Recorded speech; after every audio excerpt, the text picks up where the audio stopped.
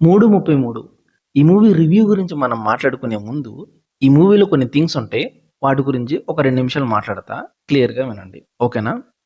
ఈ things Tamil and Malayalam మూవీస్‌లో ఎక్కువగా కనపడుతూ ఉంటాయి. కొంతమందికి ఈ టాపిక్స్ నచ్చవు. కాకపోతే ఉన్న విషయాన్ని మనం గట్టిగా మాట్లాడాల్సిందే. ఎందుకంటే ఇది రాంగ్ థింగ్ కాబట్టి రాంగ్ థింగ్‌ని మనం మాట్లాడాల్సిందే. అదే నేనిప్పుడు మాట్లాడతా. ఈ సినిమాలో జరిగిన విషయమే నాకనిపించిన విషయం నేను చెప్తా. మీరు ఈ సినిమా చూసేటప్పుడు మీకు కూడా ఒక క్లారిటీ వస్తది అందుకనే. ఈ సినిమా ఒక సూపర్ న్యాచురల్ హారర్ మూవీ. ఒక ఫ్యామిలీ ఉంటది.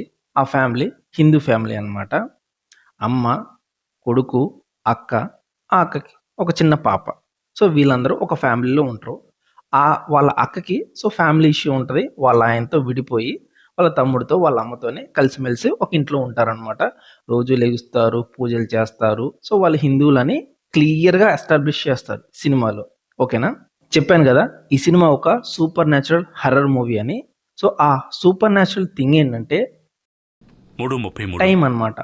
3:33 ఈ 3:33 టైం అనేది ఈ యొక్క మన మెయిన్ హీరో ఉంటాడు గదా! సో, తమ్ముడనమాట. తమ్ముడిని మెయిన్ హీరో అనుకుందాం మనం అతన్ని. సో, అతన్ని చాలా ఇబ్బంది పెడుతూ ఉంటాయి. సో, ఆ టైం వచ్చే టయానికి ఒక లూప్‌లోకి తీసుకెళ్ళిపోతదనమాట. ఆ టైం ఈ వ్యక్తిని.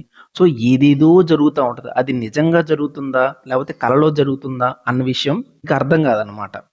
సో, కరెక్ట్‌గా 3:33 అనే టైం ఎప్పుడైతే వస్తుందో, సో, అప్పటినుంచి కౌంట్ డౌన్ స్టార్ట్ అయితదనమాట.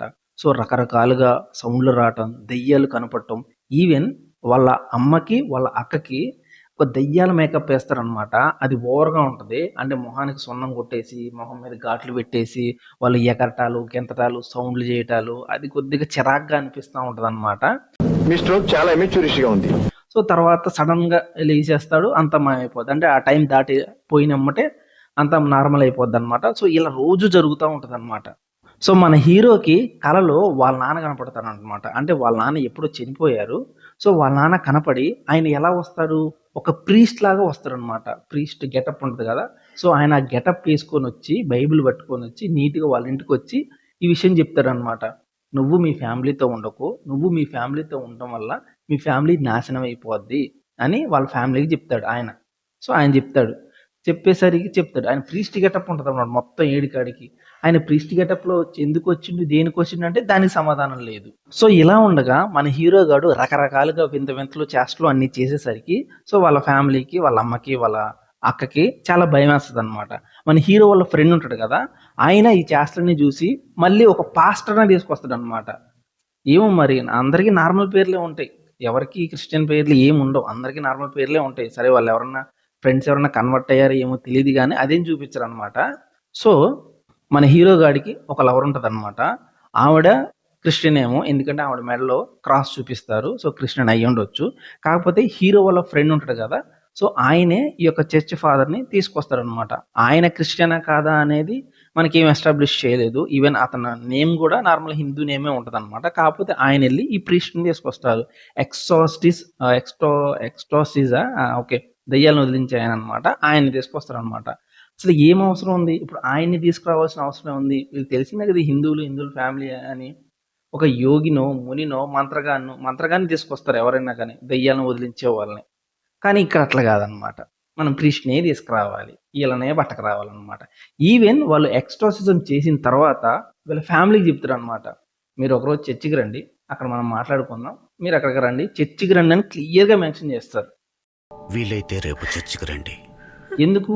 ఎందుకు అంతగానం రుద్దుతున్నారు నాకర్థం గాదు రుద్దుడు.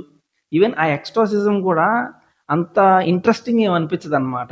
చూస్తా ఉంటే ఈవెన్ వాళ్ళు మాట్లాడే మాటలు ఇప్పుడు ఒక మంత్రగాడొచ్చి ఒక రకమైన మంత్రాలు చదువుతా ఉంటే ఒక పెద్ద ముగ్గు గీస్తే ఒక సినిమాటిక్ హై ఒస్తదనమాట.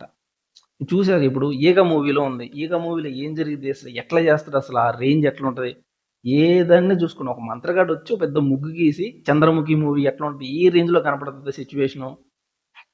అంత సూపర్‌గా ఉంటది గదా! అక్కడ జరుగుతాను. ఒక దెయ్యాన్ని వదిలిచ్చేటప్పుడు వచ్చే హారిఫయింగ్ మూవ్‌మెంట్ అనేది గట్టిగా ఉంటదనమాట. సో, ఒక మంత్రగాడు వచ్చి కూర్చొని ఒక పెద్ద ముగ్గు గీసి మంత్రాలు చదువుతా ఉంటే, వాళ్ళు చేసే చేష్టలకి ఒక రకమైన హారిఫయింగ్ హారర్ ఫీల్ ఒస్తది. కానీ ఇక్కడ అది గాదు. మేము ఎక్స్‌ట్రాసిజం తీసుకొస్తాం. సో, దేవుడి గురించి మేము చెప్పిద్దాం. దేవుడంటే అది, ఇది. సో, జస్ట్ నార్మల్‌గే దేవుడి పేరు మీద నువ్వు వెళ్ళిపో. దేవుడు రక్తంలో నిన్ను కడిగేయాలి. సో ఇలాంటి మాటలన్నీ వస్తా ఉంటాయి అన్నమాట. యెహోవా పరిశుద్ధాత్మ నామమున ఈ జలములో యేసు రక్తమును ప్రోక్షిస్తూ యేసు రక్తంతో సైతాన్ని తండ్రి కుమార పరిశుద్ధాత్మ నామమున గద్దిస్తున్నాను. అవి చూస్తా ఉంటే ఎందుకు దేనికి ఇట్లా పెడుతున్నారు అసలు అసలు ఏం అనిపించదు అనమాట. అంత ఇంట్రెస్టింగ్ మూమెంట్ ఏం అనిపించదు అక్కడ. రుద్దాల మనం ఇక్కడ దేవుడి గురించి అవసరం ఉన్నా లేకపోయినా రుద్దాలి, జనాలకి సాఫ్ట్ కన్వర్షన్ చేయాలి. ఇదే సాఫ్ట్ కన్వర్షన్ అన్నమాట. ఎలా అంటే ఒక దేవుడు ఎక్కువ అని కాదు, ఒక దేవుడు తక్కువ అని కాదు. అక్కడ అవసరం ఉన్నా లేకపోయినా ఆ దేవుడిని చూపించాలి, ఆ దేవుడి పేరు తీసుకురావాలి, సాఫ్ట్ కన్వర్షన్ చేయాలి. నిజంగా కన్వర్ట్ చేయడానికి నానా సంకలనం అవుతున్నారు. ఏ రేంజ్లో దిగజారాలో ఆ రేంజ్లో దిగజారుతున్నారు. సినిమాని సినిమా లెక్క సినిమాకి ఏది అవసరం అదే చూపించాలి కదా. లేదు, మేము రుద్దాల, మా దేవుడి గురించి చూపించాలా, జనాలకి సాఫ్ట్ కన్వర్షన్ చెయ్యాలా, గంతే. సినిమాకి అవసరం లేదు అది, కానీ మేము పెడతాం, మాకు అది అవసరం, అది మా ప్రోపగాండా. అదే మా సాఫ్ట్ కన్వర్షన్ మాఫియా అన్నమాట. ఇట్లే తగలడిద్ది. చూడండి, మీరు తమిళ్ అండ్ మలయాళం మూవీస్ అప్పుడప్పుడు కొద్దిగా అబ్జర్వ్ చేస్తూ ఉండండి. హిడెన్ గా మనం కొద్దిగా అబ్జర్వ్ చేస్తేనే అర్థమయ్యేలాగా సో మా దేవుడే గొప్ప అన్నట్టు చెప్పి చెప్పకుండా చెప్తూ ఉంటారు. ఇలా తమిళ్ అండ్ మలయాళం మూవీస్ లో ఇలా మోస్ట్లీ జరుగుతూ ఉంటది. తెలుగులో జరగదు, ఈవెన్ కన్నడలో కూడా అసలు జరగదు అనమాట. తెలుగు అండ్ కన్నడ చాలా స్ట్రాంగ్ గా హిందూ రిలీజియన్ అనేది గట్టిగా చూపిస్తారు అనమాట. నిజం చెప్పండి, అసలు ఈ సినిమాలో చాలా మంది చదువుకున్న వాళ్ళు ఉన్నారు. ఈవెన్ ఈ సినిమా యొక్క డైరెక్టర్ పేరు కూడా మరి ఆయన కన్వర్టెడ్ ఏమో మనకు తెలియదులే కానీ సో ఆయన కూడా అట్లే ఉన్నాడు అనమాట. కాకపోతే ఎందుకు కన్వర్ట్ చేయడానికి మరీ ఇంతగానో దిగజారాలా? ఏం అవసరం ఉంది? ఇంతకు మించి కూడా దిగజారే వాళ్ళు ఉన్నారనుకోండి. కాకపోతే ఏం చేస్తుంది చెప్పండి, ఈ విషయాలు మనం తెలుసుకోవాల్సిన అవసరం చాలా ఉందన్నమాట. కొంతమందికైతే ఈ మాటలు చాలా వరకు నచ్చవన్నమాట. అయినా కానీ నో ప్రాబ్లం, మనం మాట్లాడాల్సిన విషయం అయితే మాట్లాడాలి.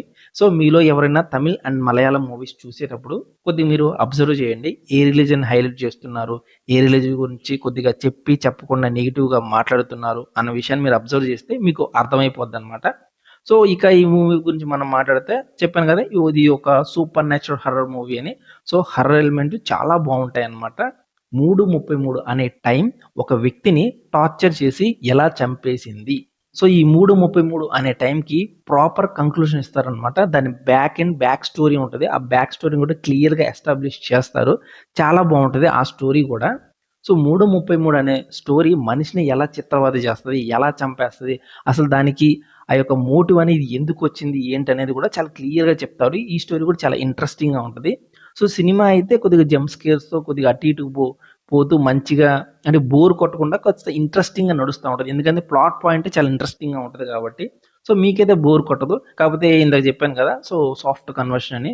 సో ఆ థీమ్స్ వచ్చినప్పుడు మీరు అబ్జర్వ్ చేస్తే అర్థమవుతుంది, అరే అవసరం ఏముంది, ఎందుకు పెడుతున్నారు, ఇది కరెక్ట్ కాదు కదా సో అనిపిస్తూ ఉంటుంది. మీరు దాన్ని లైట్ తీసుకుంటే ఈ సినిమాని మీరు ఇంకా ఎంజాయ్ చేస్తారనమాట. సో మూవీ అయితే బాగుంది.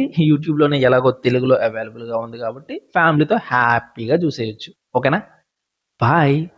చెప్పడం మర్చిపోయినా, క్లైమాక్స్ మనం అనుకుంటాం ఒకటి జరిగిద్ది అనుకుంటాం, కాకపోతే ఇంకోటి జరిగిద్ది అనమాట. తమిళ్ మూవీ కాబట్టి కంపల్సరీ మోస్ట్ ఆఫ్ ది ఇలాంటి సినిమాస్లో పాజిటివ్ క్లైమాక్స్ ఏ ఉండదు. మనం అనుకున్న క్లైమాక్స్ జరగదు, అనుకున్న క్లైమాక్స్ జరిగిద్ది. ఈ సినిమాలో కూడా అదే జరిగిద్ది అనమాట. సో ఆ క్లైమాక్స్ కూడా మీరు కొద్దిగా షాక్ అవ్వచ్చు, ఆ క్లైమాక్స్ చూసి కూడా. ఓకేనా, బాయ్.